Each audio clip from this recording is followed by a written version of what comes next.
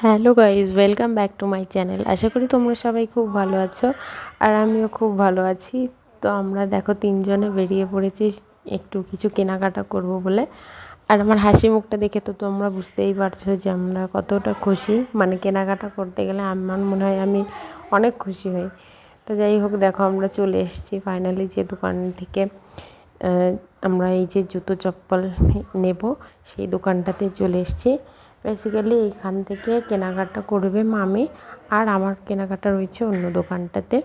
তো কেনাকাটা করার হয়ে গেলে আমরা দিদার ঘরে চলে গেছিলাম ওই দিনে। আর ভিডিওটা পুরোটা কমপ্লিট করা হয়নি। দেন পরদিন সকালবেলা দেখো আমরা অটোতে বসে গেছি ঘরে ফেরার জন্য। তো বাইরে গেলে আমি একটু ক্লান্ত হয়ে যাই, সেই জন্য মানে পুরো ভিডিওটা করতে পারি না, কারণ শরীরটা খারাপ লাগলে তখন আর ভিডিও করি না। তো দেখো আমরা চলে এসেছি ঘরে।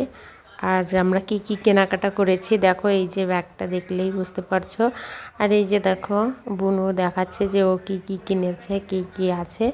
সাথেও একটা কিছু কিনেছিল, ওটার সাথে একটা পেন মানে পেয়েছে গিফট হিসেবে।